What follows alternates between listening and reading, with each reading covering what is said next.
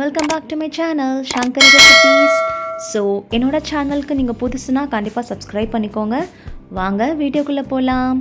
So இன்றைக்கி நான் ஒரு ட்ரெடிஷ்னலான ஒரு ஸ்வீட் ரெசிபியோடு வந்திருக்கிறேன். என்ன பண்ண போகிறேன்னு பார்த்துடலாமா?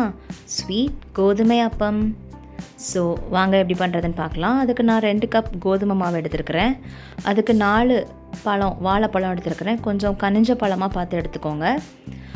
ஃபஸ்ட்டு அந்த ரெண்டுமே நல்லா நம்ம ஃபிங்கர்ஸை வச்சு நல்லா மேஷ் பண்ணி விட்டதுக்கப்புறமா தேவையான அளவுக்கு சுகர் ஆட் பண்ணிக்கோங்க. அதோட ஒரு 1/2 டீஸ்பூன் அளவுக்கு பேக்கிங் சோடா கண்டிப்பாக ஆட் பண்ணிக்கோங்க. ஆட் பண்ணிவிட்டு தண்ணி கொஞ்சமாக ஊற்றி இந்த மாதிரி கெட்டியாக பிணைஞ்சு எடுத்துக்கோங்க. ரொம்ப தண்ணியாக இருந்தால் அப்பம் நல்லாவே இருக்காது. கொஞ்சம் அந்த கெட்டி பதமாக அப்படி தோசை மாவு மாதிரி கொஞ்சம் கெட்டியாக இருந்தால் மட்டும்தான் அதை நம்ம எண்ணெயில் போட்டு எடுக்கும்போது நல்லா ஃப்ளஃபியாக நல்லா சாஃப்டாகவும் வெளியே நல்லா கிறிஸ்பியாகவும் சூப்பராக வரும்.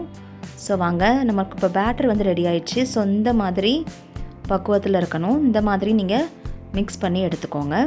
ஸோ இப்போ நம்ம வந்து கேஸ் ஆன் பண்ணி ஒரு கடாயை வச்சாச்சு. ஆயிலும் ஊற்றிருக்கோம். ஆயில் ஹீட் ஆனதுக்கப்புறமா இதை மாதிரியே நீங்கள் ஒவ்வொன்றா போட்டு எடுத்துக்கோங்க.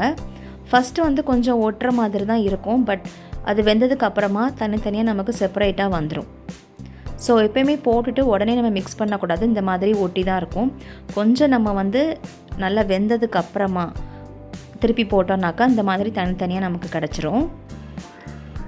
ஸோ வெந்ததுக்கப்புறம் பாருங்கள், வெளியே நல்லா கிறிஸ்பியாகவும் உள்ள நல்லா சாஃப்டாகவும் இருக்கும். சாப்பிட்றதுக்கு ரொம்ப சூப்பராக இருக்கும். இதே இதில் நீங்கள் வந்து சுகருக்கு பதிலாக வெல்லம் கூட நீங்கள் பாகு எடுத்து ஆட் பண்ணிக்கலாம். நான் வெல்லம் எடுத்து பண்ணக்கூடிய ஸ்வீட் அப்பமும் நான் ஒன் டைம் நான் உங்களுக்கு போடுறேன், பாருங்கள். ஸோ நமக்கு அப்பம் ரெடி ஆயிடுச்சு. ஒரு வீடியோவில் பார்க்கலாங்களா? பாய் அண்ட் டேக் கேர்.